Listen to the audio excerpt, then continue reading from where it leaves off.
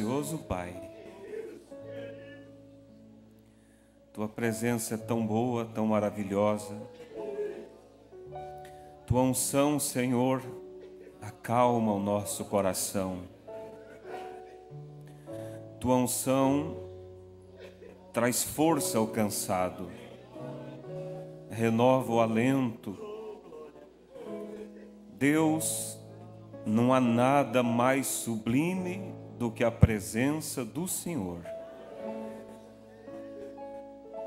Nós te agradecemos por estarmos na tua casa. Nós te agradecemos por ter a honra e o privilégio de poder te adorar. E um dia, Senhor, nós vamos te adorar face a face. Nós vamos olhar nos seus olhos e vamos dizer: Jesus, eu te amo. Jesus, obrigado por ter me salvado. E o Senhor vai pegar em nossa mão e vai mostrar para nós a jornada por onde passamos. E nós vamos compreender muitas coisas que aqui não entendemos. E vamos ver também muitos livramentos que nunca soubemos que foi realizado por nós. Será tão maravilhoso, Senhor. E esse dia se aproxima. O mundo está mergulhando cada vez mais na escuridão, no pecado. Mas há um povo que está se aprofundando em Ti. Há um povo que vai sentindo como que não tendo mais espaço para viver aqui. E nós estamos entre este povo. Louvado seja o nome do Senhor. Receba a adoração nesta noite, Pai. E venha agora falar através da Tua palavra. Porque nós precisamos, Senhor, saber qual o próximo passo que devemos dar. E para isso precisamos da orientação do Teu Espírito. E necessitamos de um espírito de obediência para seguir a Tua orientação. Que a graça bendita do Senhor esteja sobre nós. Abençoe todos aqui presentes. Abençoe aqueles que estão através da internet, participando junto conosco deste culto de adoração e louvor a Ti. Toma o controle completo, Pai. Glorifica o Teu nome. Em nome de Jesus Cristo, quebranta os corações. Em nome de Jesus lhe pedimos. Amém. Boa noite, irmãos. Que Deus continue abençoando a todos. É tão bom podermos adorar a Deus. Você não sente isso? Você sente pulsando o teu coração quando chega na presença de Deus? Não existe, irmão, um lugar melhor para estarmos do que este lugar. Deus abençoe a todos, visitantes. São todos bem-vindos. Temos a alegria de termos também hoje o irmão do nosso irmão Alduino, né? O irmão Alceri Paris e a sua esposa. Onde eles estão? Estão ali atrás, né? Foram batizados ali pelo pastor Jorge, né? Pastor Jorge Reis. Que Deus os abençoe. E assim é maravilhoso estarmos na casa de Deus.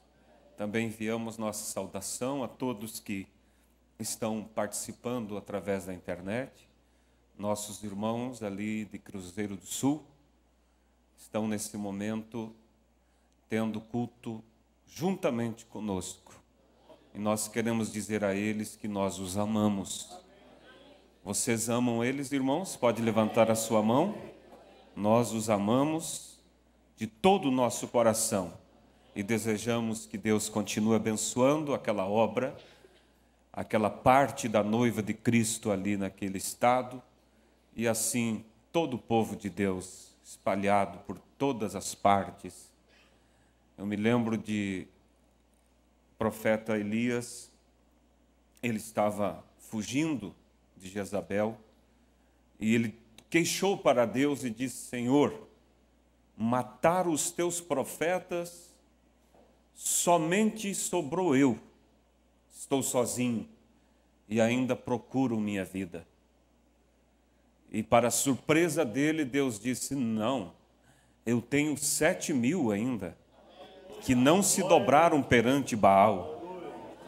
Mas Elias era o pastor e não sabia que ainda havia 7.000. Mas Deus sabia o endereço de cada um deles. Deus sabia o coração de cada família que tinham proposto não se contaminar. E Deus conhece o endereço de cada um de seus filhos, seja nas grandes capitais, ou seja, dentro das matas, onde estiverem. Deus não esqueceu de nenhum daqueles que têm sinceridade no coração e amor pela causa de Deus, e Deus cuidará de cada um desses. Por isso, nós cantamos aquele hino, tantos como a areia da praia. Hoje, aqui nós somos em poucos. A gente sai atender os cultos no campo, e há lugar que 5 pessoas, 10 pessoas, 2 pessoas, às vezes numa cidade, e você olha assim e diz: parece tão poucos, mas deixa reunir todos, e são tantos como a areia da praia. E nós um dia estaremos todos juntos. Amém? Acho que o som está bastante alto, não está? Vamos abrir nossas Bíblias em João capítulo 15, verso 1 ao versículo 7.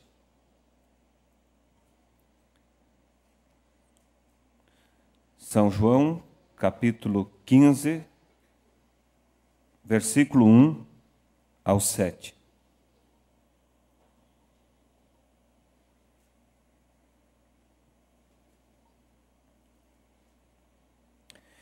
Eu sou a videira verdadeira, e meu pai é o lavrador. Toda vara em mim que não dá fruto é tirada, e limpa toda aquela que dá fruto, para que dê mais fruto. Vós já estáis limpos pela palavra que vos tenho falado. Está em mim e eu em vós.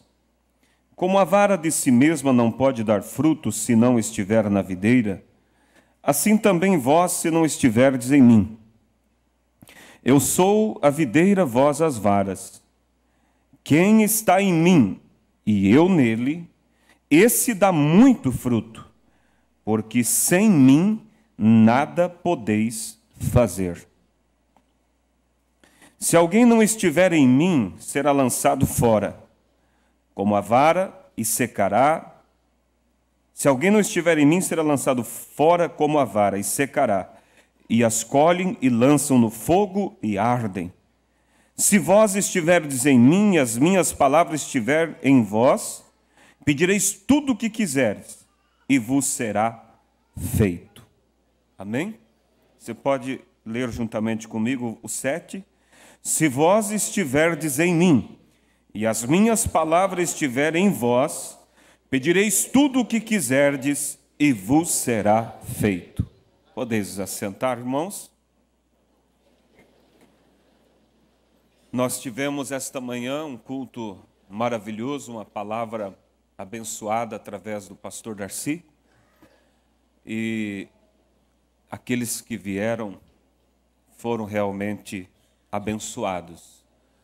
Fomos aconselhados por Deus, como sempre Deus tem feito, o zelo de Deus para com sua igreja, a advertência de Deus para nos levar a uma intimidade mais profunda com Deus e nos dar a graça de ficarmos livres do perigo que está rondando o mundo aí fora, o esfriamento e a morte espiritual, né?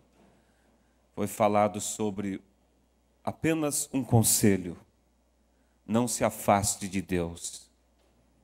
Tomado como exemplo Sansão, que brincou e afastou Deus da sua vida. E o profeta diz que Sansão é um tipo da igreja. A igreja que se afasta dos conselhos de Deus e acaba amarrada pelo pecado, pelo mundo, e a desgraça vem, né? E nesta noite nós vamos falar um pouco sobre a palavra de Deus, que é o pão, é o alimento. Eu creio que todos vieram com esse desejo de ser alimentados por Deus. E o profeta diz que o que traz o resultado de um culto é a expectativa pela qual você vem ao culto. Ele diz: se você vem na expectativa de ver coisas erradas, você vai ver. Mas se você vem na expectativa de ver o mover de Deus, você o verá. É a expectativa que atrai a presença de Deus. E nós estamos aqui com essa expectativa. Nós não estamos com a nossa mente lá no mundo, nas coisas lá de fora, mas focada somente em Cristo. E nesta noite, o que veio em meu coração é falar com os irmãos sobre algo que Deus tem colocado em nosso coração. Não vai ser propriamente uma pregação, mas vamos conversar, vamos ler alguns parágrafos da mensagem e eu creio que seremos abençoados, amém? Abençoados por Deus. E o título que eu dou a essa palavra, essa pequena palestra esta noite, é Chamados para um Propósito. Chamados para um propósito. Quantos creem aqui essa noite que você foi chamado para um propósito? Todos nós cremos, né? Agora, será que esse propósito só é o propósito de salvar a sua alma? Não. Há um propósito maior. Há um propósito de levar o reino de Deus adiante. E como disse o profeta, Deus não tem outras mãos a não ser as minhas e as suas mãos. Deus não tem outros lábios a não ser os nossos. Nós temos que reconhecer que tudo que Deus vai fazer será através da igreja. Será através de pessoas rendidas a Deus. Pessoas que se entregam a Deus. Mombrana diz que, ele fala assim, quando eu consigo tirar a mim mesmo do caminho, eu vejo Deus fazer coisas que o William Branham desconhece. Então, é necessário nós tirar nossas ideias, porque nós muitas vezes criamos um mundinho para nós e achamos que Deus tem que se mover dentro deste mundo que nós planejamos. Deus, irmão, é muito maior. Deus é infinitamente maior do que aquilo que nós possamos imaginar. Por isso não devemos querer ensinar a Deus com nossas orações, o que muitas vezes é o que fazemos. E aí vem a decepção, porque aí Deus não age segundo aquilo que nós o ditamos para fazer. E aí a pessoa diz: Deus não me ouviu. Senhor, faça isso. Senhor, há um problema para o Senhor resolver, e eu preciso que o Senhor faça desta e desta e desta maneira. Irmãos, você tem que pôr o problema perante Deus e dizer: Senhor, resolve para mim. Como Deus vai resolver, eu não sei. Por onde Ele vai vir, eu não sei. Mas Ele sabe o melhor caminho. Ele sabe a melhor forma. Ele espera que nós simplesmente confie. Me lembro a história do índio. Ele era guia em uma floresta ali onde havia uns lugares turísticos, havia uma cachoeira e as pessoas vinham para visitar aquela região e o índio era o guia. Ele nasceu ali, ele viveu ali, ele conhecia cada palmo daquele lugar. E um certo dia, alguém veio ali para conhecer a região e o índio, então, estava o guiando, levando até uma determinada cachoeira que era famosa no local. E o caminho começou a ficar muito difícil. Passavam em beira de despenhadeiros e lugares com espinhos e cipueiras e todo tipo de coisa. E aquele homem atrás começou a desconfiar do índio, pensando, esse homem não sabe, esse homem está me levando a qualquer lugar, quem sabe ele está perdido. E perguntou ao índio, o senhor tem certeza que esse é o caminho? E o índio disse, sim, pode me seguir.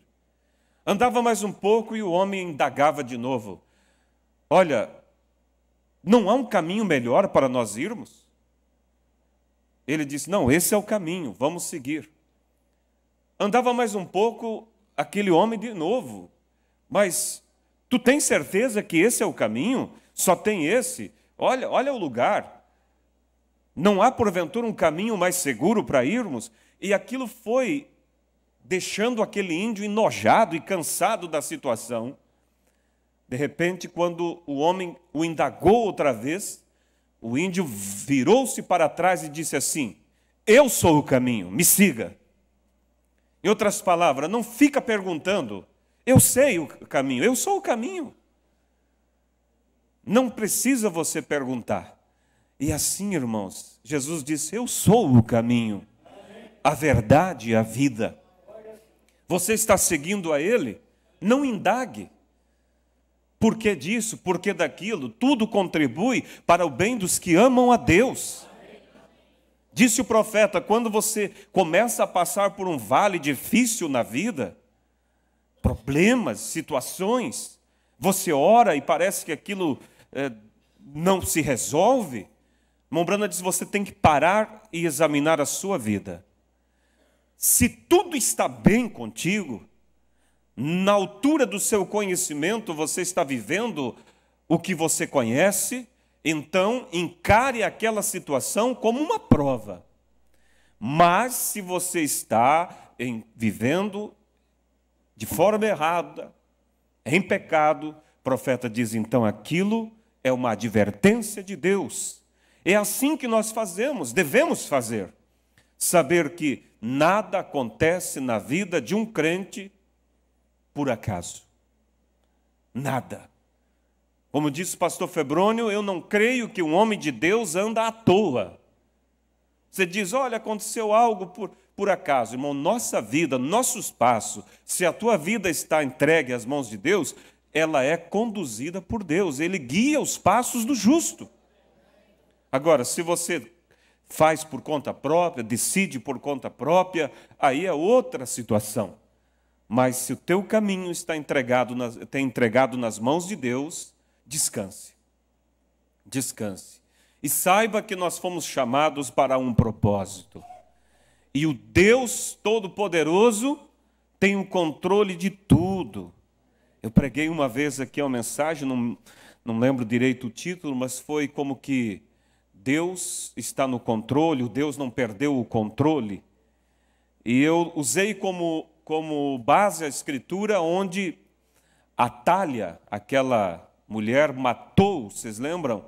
Os herdeiros ao trono, os filhos herdeiros ao trono, e ela assumiu o trono ali em Israel. Mas houve alguém que escondeu um bebê, uma criança herdeira, e ela reinou, se não me falha a memória, por 7 anos, foi isso, né? Atália, quantos se lembram dessa passagem bíblica? E pense vocês, irmãos, havia promessa na Bíblia, Deus dizendo que nunca faltaria a descendência de Davi no trono. E agora eles olham assim, e uma ditadora no poder eliminou a herança, a semente real e se colocou ali. Quantos, por certo, murmuravam e diziam: Deus disse que não faltaria um herdeiro ao trono, que a estrela de Davi nunca se apagaria. E Deus falhou. Veja, todos os herdeiros morreram. Essa mulher tomou o trono, está levando Israel para o abismo. Mas eu creio, irmãos, que aqueles que conheciam a Deus, porque há uma diferença em estar na igreja e estar em Cristo. Quando você está na igreja, você é simplesmente uma pessoa a mais. Mas quando você está em Cristo, você conhece a natureza de Cristo. Eu creio que quando se reunia algumas pessoas nas rodas por ali, murmurando, Deus esqueceu de nós, Deus falhou com a sua promessa, havia aqueles que diziam: olha, eu não sei como será, mas Deus não perdeu o controle. É assim, irmãos, a fé descansa, mesmo que você não consiga saber como vai ser. Aí o murmurador, o incrédulo poderia indagar e dizer: como? Como você pode dizer que Deus não perdeu o controle? Onde está o herdeiro? Onde está a semente de Davi no trono? Eu não sei, mas uma coisa eu sei: a palavra de Deus não cai por terra. E resumindo a história, os sacerdotes tinham escondido aquele menino, e ele foi crescendo, e chegou o tempo, irmãos, que ele foi colocado e entronado ali no trono, e Deus continuou o seu propósito. Então, quando você olha, irmão, e não vê saída para isso, para aquilo, só saiba de uma coisa: Deus está no controle. Deus não perdeu o controle.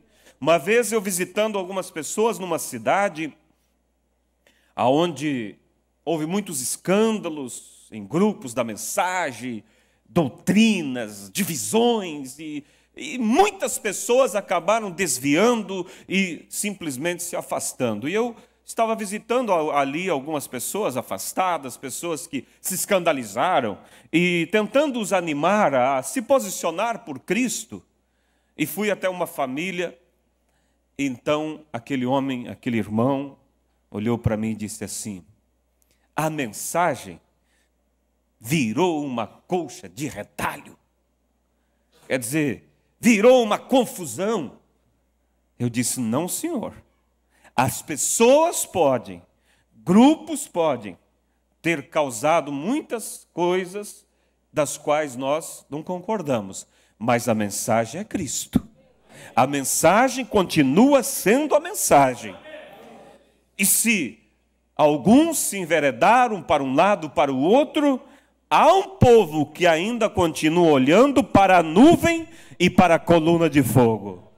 Há um povo que continua olhando para Cristo.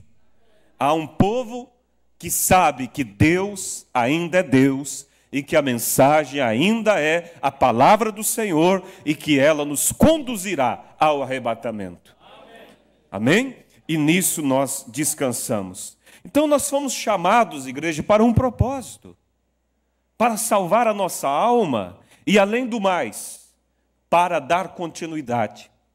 E como lemos na Escritura, Jesus disse: eu sou a videira e vocês são os ramos. Todo o fruto da videira se colhe do ramo. Você pode colher jabuticaba do tronco da jabuticabeira, mas nunca colherá um cacho de uva do tronco da videira, sempre dos ramos. Isso Jesus estava mostrando que todo o fruto que for manifestado será através dos ramos, que somos nós. Nascemos deste tronco, que é Cristo, não nascido de um sistema, e nem tampouco enxertado nesse tronco, porque se for enxertado, vai produzir segundo a natureza do galho. Irmão Brana foi na casa de um irmão e ele chamou irmão Brana para o quintal e disse: eu quero lhe mostrar algo aqui, irmão Brana. E ali estava uma árvore de fruta cítrica. E havia, se eu não me engano, 9 tipos de frutos cítricos naquela árvore. Havia toranja, laranja, morgota, limão, todo tipo, ou muitos tipos de frutos cítricos.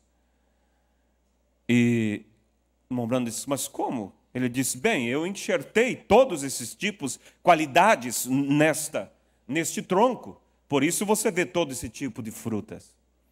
E o irmão Brana perguntou, porque sempre ele observava as coisas para tirar uma mensagem. Ele disse: bem, esse ano você vai colher todas essas frutas. E no próximo ano, então, todos produzirão laranjas. Ele disse: não, irmão Brana, cada galho produzirá segundo a espécie do galho. A toranja que eu enxertei aqui na laranjeira vai dar toranja, a morgota vai dar morgota, o limão vai dar limão. Daí o homem disse: mas tem uma coisa, irmão Brana, se brotar do tronco um galho, esse produzirá laranja. Aí o irmão Brana soltou um glória a Deus, e ele disse: é exatamente isso. Todo o sistema vem e quer se enxertar em Cristo. A Assembleia de Deus vem, é um sistema que o homem criou, e vem e se enxerta em Cristo. A Universal vem e se enxerta em Cristo, mas cada um deles produz segundo a natureza deles. O assembleiano vai produzir um assembleianozinho. Católico, um católicozinho. Mas quando alguém nasce de Cristo, através da palavra, e selado em Cristo pelo Espírito Santo, esse produzirá o fruto de um cristão. E é para isso que a mensagem veio, não para formar uma organização, mas para nos levar a uma fé em Cristo Jesus, para que através desta fé em Cristo, nós possamos nascer da palavra, nascer em Cristo. E aí então a nossa natureza não é uma natureza de um galho que foi enxertado, mas é a natureza de um filho que nasceu do tronco, da palavra. E aí nós produzimos segundo esta natureza. Então, para isso veio a mensagem. E não é um grupo da mensagem que é o tronco, mas a mensagem é o tronco. E a mensagem não é um grupo, a mensagem é Cristo. Por isso o profeta, mesmo ele, como sendo o mensageiro, ele nunca disse que deveríamos estar enxertados nele ou em algum companheirismo em torno dele. Mas ele disse: eu nunca trouxe uma mensagem com o objetivo de fazer com que as pessoas se unam a mim, nem criar uma confraternização ao meu redor, mas eu tenho um objetivo: levar as pessoas a um relacionamento com Cristo. Então, se o profeta não chamou ninguém para se unir a ele, quem somos nós para querer que as pessoas se unam ao meu companheirismo ou ao companheirismo desse ou daquele outro? Nós fomos chamados para um propósito: estar em Cristo. E estando em Cristo, produzir segundo a natureza de Cristo. Amém? Produzir, mostrar, levar o Evangelho. O profeta, quando ele conta daquele caso do Ricky, o pequeno menino de 3 meses de idade que estava morrendo com câncer, o câncer no queixo, o médico cortou ali o tumor e ao invés de eliminar o mal, se alastrou, ao ponto que sua língua inchou, se tornou preta e inchou e trancou a sua garganta. E eles fizeram um furo na garganta daquele bebê e ele respirava por ali. Amarraram faixas ao redor ali do seu queixo. E ele, como um bebê, não entendendo, então ele tentava agarrar, então eles o amarraram às suas mãozinhas. Que situação triste para aquele bebê. E o pai daquela criança foi até o irmão Brana e disse: irmão Brana, o senhor poderia ir até o hospital e orar pelo meu filho? E ele disse, sim, eu irei. E ele foi. E chegando lá, quando ele viu aquela cena, e o pai daquela criança chegou e disse, oi, Henrique, do papai. Papai trouxe o irmão Brana para orar por ti. E o pequenino reconheceu o seu pai e fez força com os bracinhos para ir aonde estava o pai. E o irmão Brana dizia, eu virei o rosto para que aquele pai não visse que eu estava chorando. Porque ele disse, aquilo derreteria o coração de um homem de ferro. E o profeta pensou consigo assim, Senhor, eu não posso crer que o Senhor tenha prazer de ver uma situação como essa. E ele continuou pensando e ele pensou assim, Senhor, se tu estivesses aqui, o que tu farias por esta criança? Não é essa a minha posição e a sua muitas vezes? Você vê alguém sofrendo, você diz, meu Deus, se Jesus estivesse aqui. Ou se o profeta estivesse aqui com o dom que ele tinha. Ou se aquele pastor estivesse aqui. Irmãos, você tem que crer que você foi chamado para um propósito. E que você é um galho desta videira. E quando o irmão Brana pensou, se tu estivesses aqui, o que tu farias por esta criança?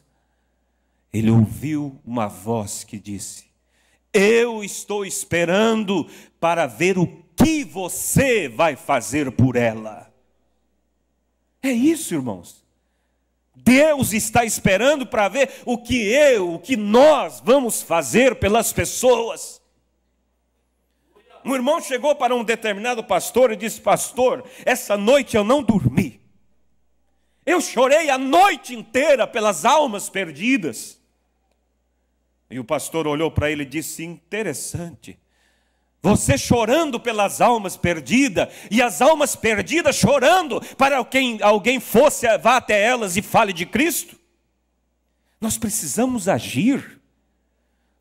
Mas às vezes nós queremos dar ordens para Deus. Cura, claro, é Ele que cura. Mas Senhor, vai até aquela pessoa, salva, faz isso, faz aquilo. É você que tem que ir até lá. É você que tem que levar o poder, a virtude de Deus. Na estatura do varão perfeito, o profeta diz que ali uma das qualidades é virtude. E o irmão Brana diz que virtude significa poder para dar. Quando aquela mulher tocou em Jesus, ele disse, quem me tocou? Os discípulos disseram, Senhor, a multidão te oprime de todo lado, todos te tocam. E o Senhor pergunta quem te tocou? Ele disse, eu senti que alguém me tocou diferente, porque virtude saiu de mim. Poder saiu de mim. Nós, irmãos, fomos chamados para isso. Para que quando as pessoas vêm até você, virtude saia de você. Quando você encontra alguém depressivo, acabado, sofrido, e você começa a conversar, virtude sai das suas palavras. Disse o profeta, uma circunferência de 3 metros ao nosso redor, aonde há uma unção. Há uma unção, sim. E as pessoas que cruzam por você, por essa circunferência, elas sentem essa atmosfera. E você transmite virtude, transmite cura, transmite paz. Fomos chamados para um propósito. Mas às vezes nós nos assentamos e queremos que simplesmente Deus venha e faça tudo. Ele fez tudo o que tinha que fazer. E agora colocou em nossas mãos. E como igreja, nós fomos chamados para dar continuidade. O livro de Atos, Atos dos Apóstolos. O profeta diz que o título correto deveria ser Atos do Espírito Santo nos Apóstolos. Mas o livro de Atos nunca terminou. Porque Atos quer dizer feitos. Feitos, acontecimentos que aconteceu através da vida da igreja nos dias dos apóstolos. Só que a igreja não terminou nos dias dos apóstolos. A igreja continua. Então o livro de Atos continua sendo escrito. Hoje está sendo escrito mais uma página neste livro. Porque o livro de Atos continua, a obra de Deus sendo feita não por Pedro, por Paulo, porque agora estão lá, mas por você, por mim, por cada um de nós, que estamos representando, ouça isso, o Evangelho de Cristo. Mas às vezes, nós falamos assim, bem, eu vou à igreja, dou meus dízimos, dou minhas ofertas, e o pastor tem que se virar. Ele vai ter que ganhar almas, ele vai ter que trazer os eleitos. Irmãos, o profeta diz o seguinte: ovelha gera ovelha. O ministério do pastor é apacentar. E quando Jesus falou com Pedro, ele disse: tu me amas, Pedro? Sim, então apacenta minhas ovelhas. Tu me amas, Pedro? Sim, então apacenta os meus cordeirinhos. Então numa igreja tem ovelhas e tem cordeirinhos, ou seja, tem aqueles já nascidos há um tempo e tem aqueles recém-nascidos. Mas o profeta diz: ovelha produz ovelha. Você tem que dar à luz a ovelhinhas. E sim, o pastor está ali para cuidar dessas ovelhas. Quem é que levou a mensagem para você? Você pode dizer: ah, foi o irmão fulano, foi aquela irmã. Mas às vezes as irmãs dizem: bem, a Bíblia diz que a mulher não deve pregar, então eu não tenho nada a fazer. Irmãos, testificar é um dever e um direito de todos nós. E nós devemos, homens e mulheres, testificar da esperança que temos em Cristo, testificar do que Cristo fez por nós. Deus não deu autoridade a elas a exercer ministério e autoridade sobre a igreja, mas nunca lhes tirou o direito de testificar. Aliás, quem foi a primeira a receber a ordem de testificar foi uma mulher. Maria foi até o sepulcro e encontrou Jesus, e ele disse: vá e diga aos meus discípulos que eu ressuscitei. E ela correu e chegou e disse: Pedro, Tiago, João, Cristo ressuscitou. E Pedro, Tiago e João falou para os próximos, e os próximos falaram para os outros, e assim veio até o dia de hoje. Então aquela palavra, aquele testemunho daquela mulher continua surtindo efeito até hoje. Você foi chamado para um propósito. Você pode convidar alguém para vir à igreja.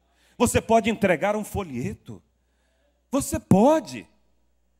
Deus nos chamou para isso. Às vezes tem pessoas, irmãos, salvos pela graça, e estão ali ao lado de alguém morrendo sem Cristo, e não abre a boca para falar que Cristo ama ele.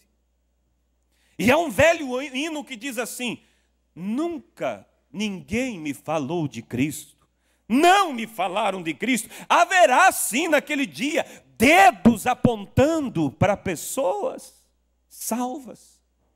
O pastor Febrônio contou outro dia do irmão que estava morrendo, e ele estava muito agitado, ele estava tremendo, ele estava em uma agonia.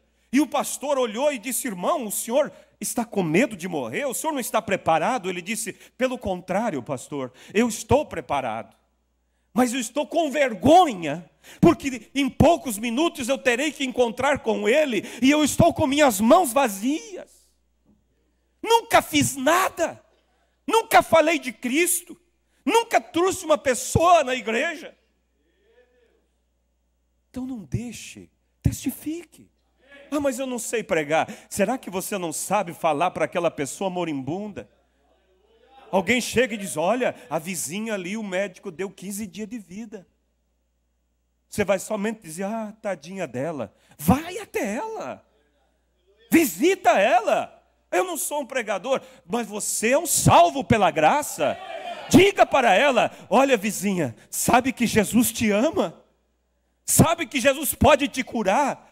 Mas mais do que a cura, sabe que você tem uma alma aí dentro, e se você tiver que encontrar com Ele, Ele morreu para te salvar.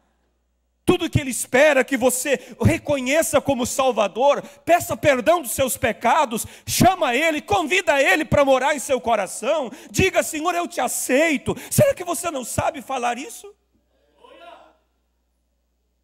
E muito mais quando o profeta diz assim: não é hinos que salva, não é pregações que salva, é Cristo que salva. Então, fala uma palavra e Deus usará essa palavra.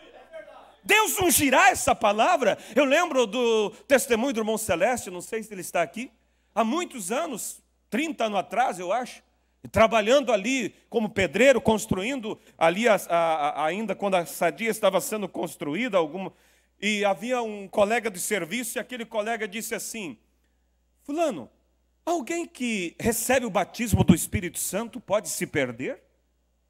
E o irmão simplesmente olhou e disse: Deus não perde serviço. E aquele homem começou a pensar: Deus não perde serviço. E ele foi para casa e aquilo ficava: Deus não perde serviço. Quer dizer, se Deus me batizar com o Espírito Santo, eu não vou me perder, porque Ele não perde serviço. E culminou no quê? Naquele homem se convertendo, sendo batizado, e até hoje serve a Deus. Então não é um grande pregador, eloquente, não, é Cristo que salva. Ontem nós fomos com o irmão Manão ali, atender o culto em Xanxerê. Eu disse: irmão, se as pessoas falassem de Cristo como estão falando da política, meu Deus, o mundo ficaria evangelizado em pouco tempo. Falar de Cristo, falar do nosso candidato eleito, Senhor Jesus Cristo, fazer banners bonitos como está sendo feito, e enviar, falando alguma frase sobre Ele, alcançará o coração de alguém em algum lugar, de alguém sedento, e essa pessoa olhará para Cristo e Cristo salvará. Fomos chamados, igreja, para um propósito. E o que estamos fazendo com o que Deus colocou em nossa mão? O que estamos fazendo com uma obra tão perfeita do sacrifício? Nós somos as varas, os ramos. Olha o que o profeta diz na mensagem, a base fundamental para a fé. Parágrafo 16, ele diz: e para que Deus colocou o homem aqui? Para que Deus colocou o homem aqui? Agora, nós poderíamos gastar muito tempo com essas indagações, mas não vamos fazer isso. Vamos somente dar este pensamento básico para esta noite. Então vamos orar pelos enfermos, porque talvez os ministros já falaram sobre isso. Agora, Deus, quando Ele fez o homem no princípio, Ele o fez superior a qualquer coisa na terra. Ele lhe deu jurisdição sobre tudo na terra, para controlar tudo. Ele controlava a vida animal, ele controlava a vida das aves domésticas, os peixes do mar, ele controlava os ventos, ele controlava a vida das plantas, ele controlava tudo. O homem foi feito um Deus secundário na terra.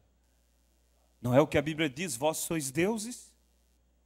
Deuses com D minúsculo. Adão era assim. A Adão foram dados estes grandes poderes, mas então falhou em si mesmo no poder que lhe foi dado. E Adão podia falar com o vento e o vento pararia. Ele podia falar com as árvores e elas lhe obedeceriam. Ele poderia falar com a vida selvagem e ela lhe obedeceria. Ele poderia falar com as águas, seja o que fosse, tudo obedeceria a Adão. Agora, este foi o princípio do homem. Foi sobre isso que Deus lhe deu o poder, tudo na terra. Agora ainda que com a queda ele tinha perdido aquele poder, e então ele se tornou inconsciente do fato. Compreenderam? Deus fez o homem para governar. E com a queda, o homem se tornou inconsciente do fato. De que fato? De que fomos chamados para governar. Fomos chamados para um propósito. Com a queda, o homem se tornou inconsciente do fato. Depois de perder seu relacionamento e amizade e companheirismo com o pai, então ele perdeu aquilo. Então todos os seus grandes canais foram obstruídos e ele não poderia continuar.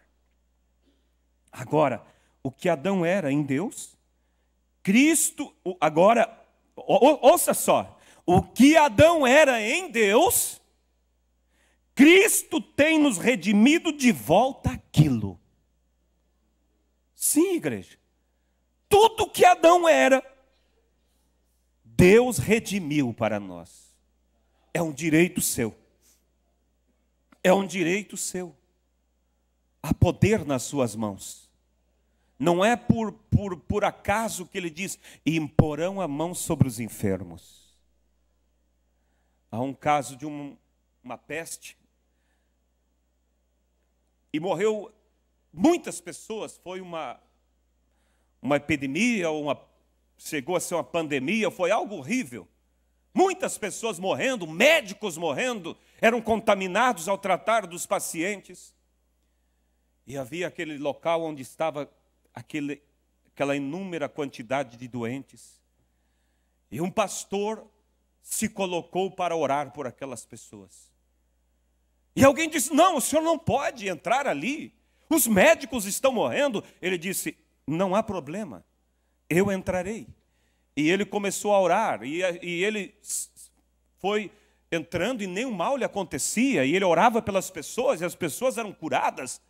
Enquanto médicos morriam ao tratar dos pacientes, nada acontecia com ele. E chamou a atenção da medicina. E eles perguntaram, o que acontece? Ele disse, eu vou lhes mostrar o que acontece. Ele diz, pegue a baba de um desses doentes terminais e coloque sobre o microscópio. E eles colocaram, e lá estava todo aquele tipo de bactéria, aquela coisa. E ele disse, agora coloca isso na minha mão. E eles colocaram sobre a mão dele. E ele disse, agora examine com o microscópio. E quando examinaram, aquelas bactérias estavam todas mortas. Há poder. Há poder. Se você não crê nisso, então, para que crentes somos? Se eu tiver medo de entrar em um quarto de hospital onde alguém está em isolamento, se eu tiver medo de entrar ali para orar pelo paciente, que fé eu tenho? Se Cristo disse, porão as mãos sobre os enfermos e os curarão. Nós temos que crer, irmãos. Tudo o que Adão era foi redimido à igreja. Fomos chamados para esse propósito. Agora, o que Adão era em Deus, Cristo tem nos redimido de volta para aquilo. Agora, um redentor, para redimir qualquer coisa, tem que trazer de volta para a sua origem novamente. E Adão nunca teve que estar doente, nunca teve que morrer, ele nunca teve uma preocupação, ele nunca teve uma dor de cabeça, ele nunca teve medo. Ele simplesmente se aconchegava nos braços do Pai como uma criança, e seja o que for que ele pedisse, ele tinha aquilo.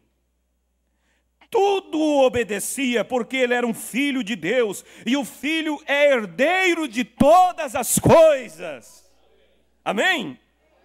Agora, quando o homem caiu, ele perdeu isso. E o que ele perdeu na queda? O que aconteceu? O que o homem perdeu na queda? Cristo veio como um redentor. Você alguma vez já parou para pensar sobre o que Cristo redimiu para nós? Ele nos deu vida eterna. Ele nos trouxe de volta ao eterno companheirismo e relacionamento com Deus, para sermos seus filhos e filhas novamente, para restaurar tudo que Adão perdeu na queda.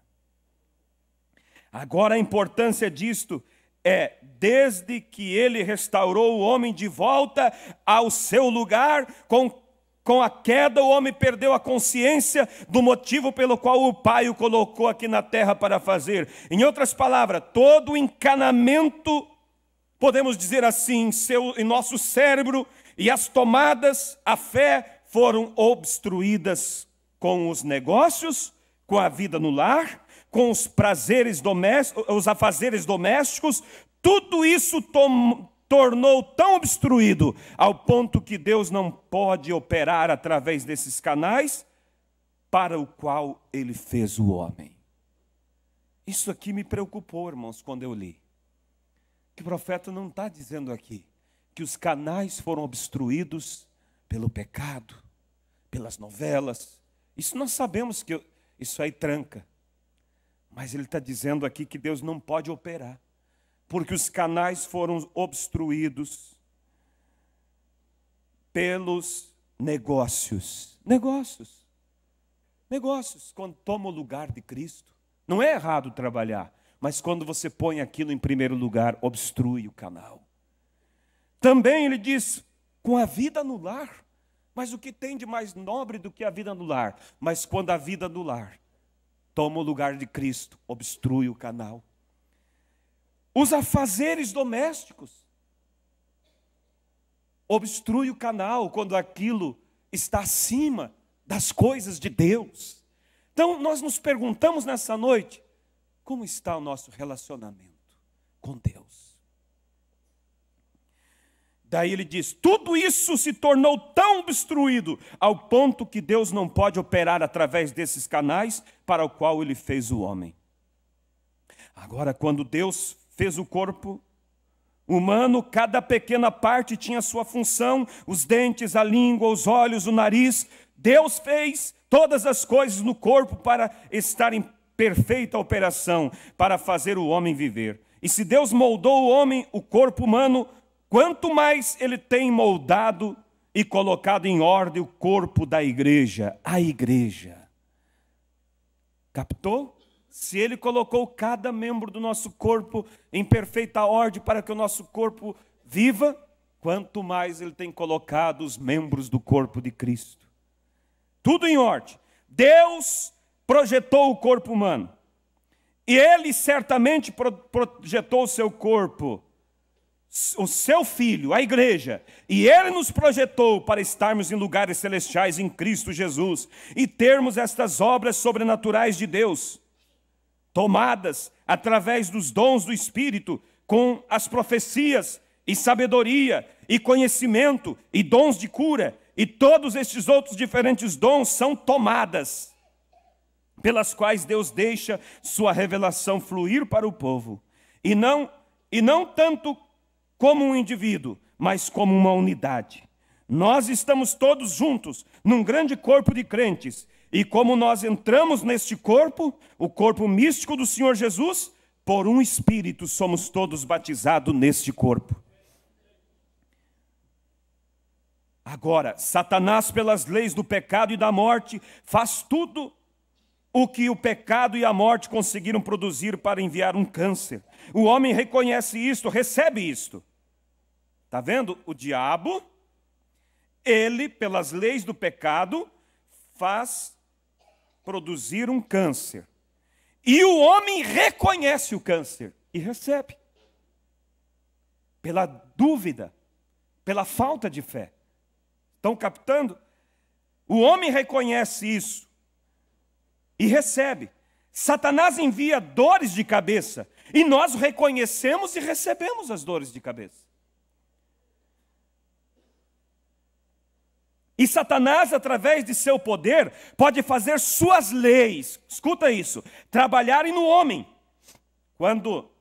Quanto mais Deus deveria, com seu poder, fazer suas leis trabalharem no homem. Se Satanás pode fazer suas leis funcionarem, e nós reconhecemos isto, quanto mais deveria Deus fazer suas leis serem reconhecidas entre seu povo, como cura divina, revelação, poder, dons e manifestações do Espírito Santo.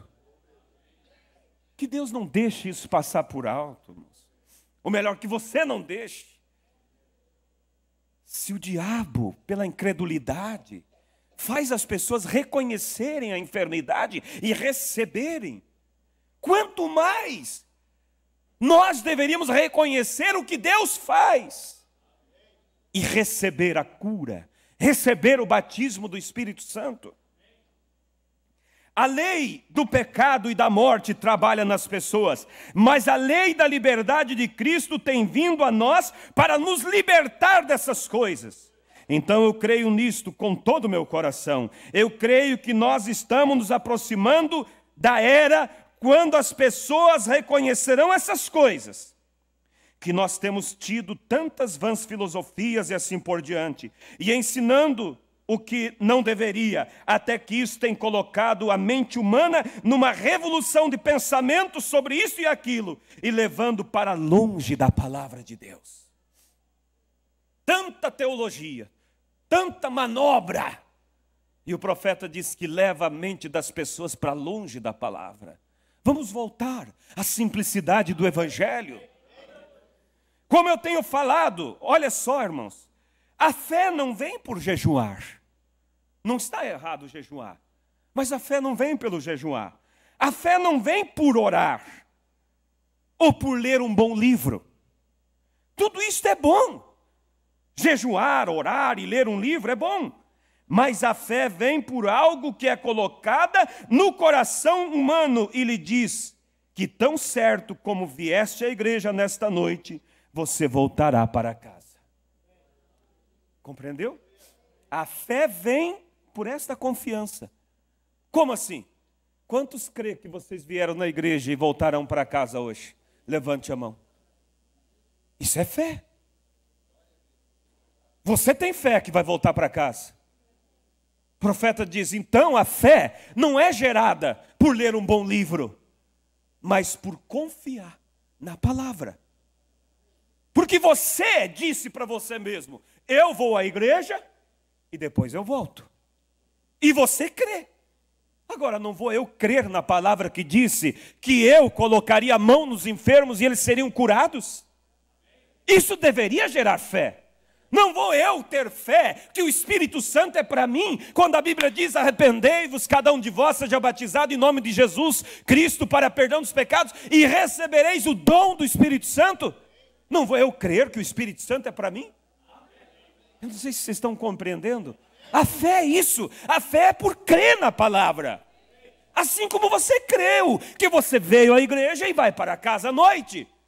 Assim devemos crer na palavra de Deus e descansar nela. Mas a fé vem por algo que é colocada no coração humano e lhe diz que tão certo como vieste à igreja nesta noite, você voltará para casa.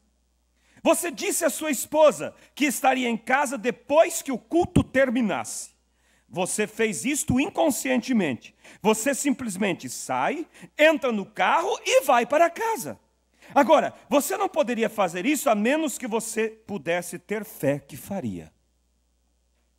Você nunca levantaria do seu assento se você não tivesse fé que poderia levantar.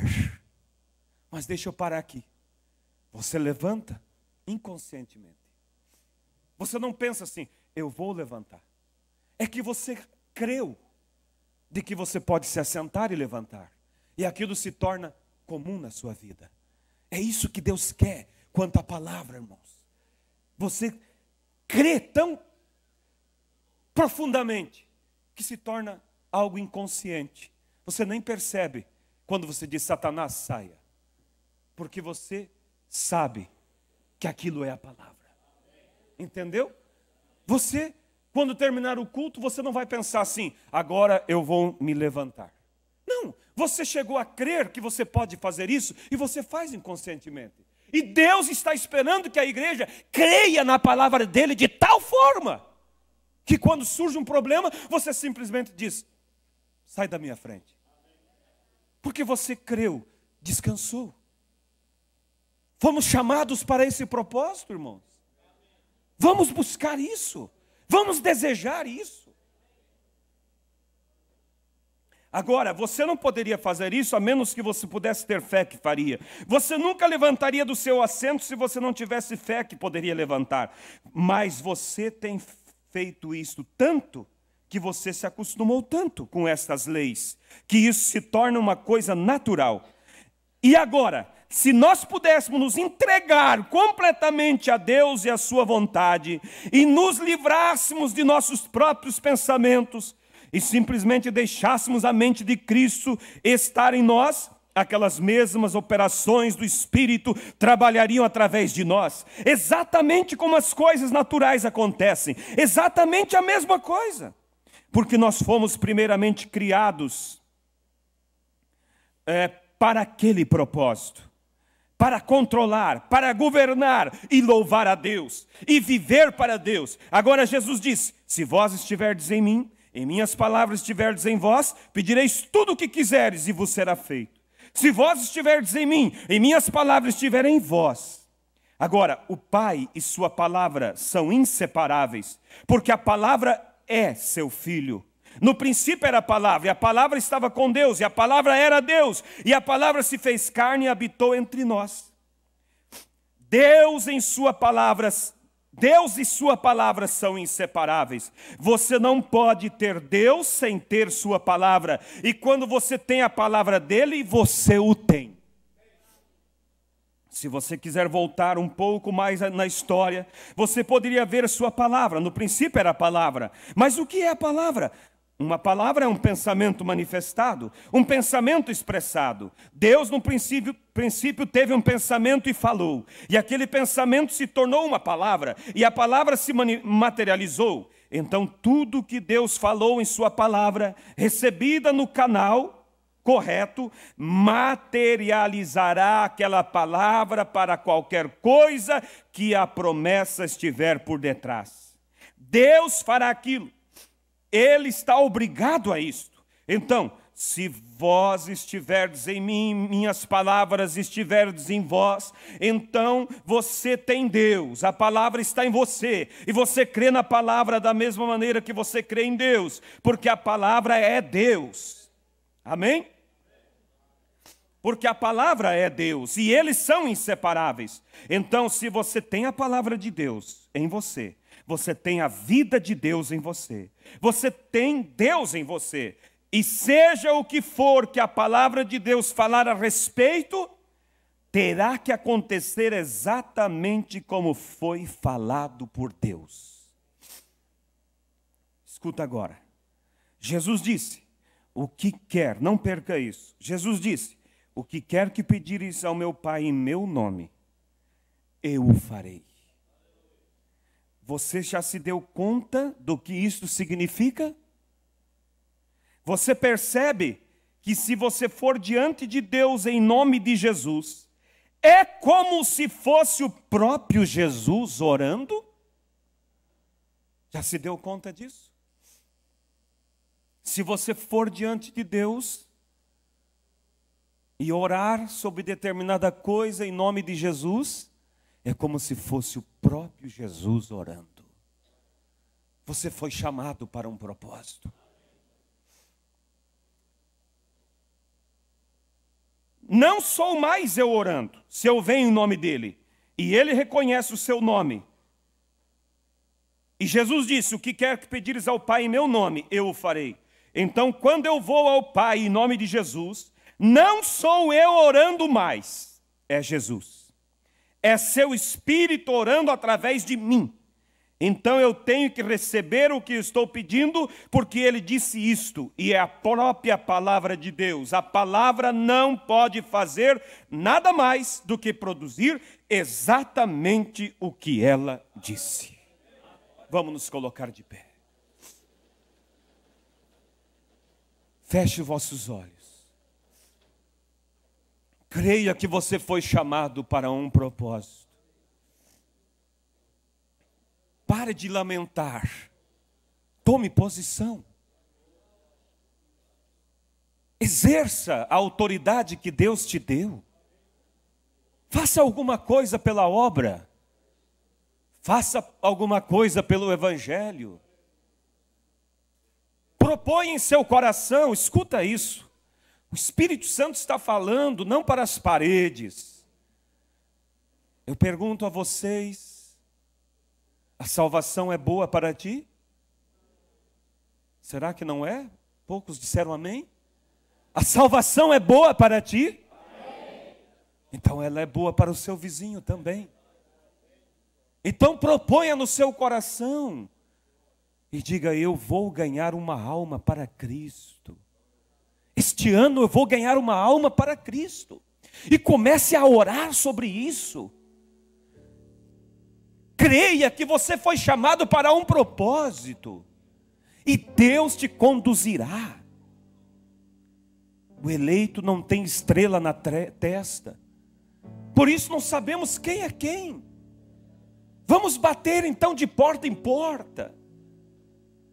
Até que você encontre aquele que Deus tem para crer nessa mensagem. Precioso Deus e eterno Pai,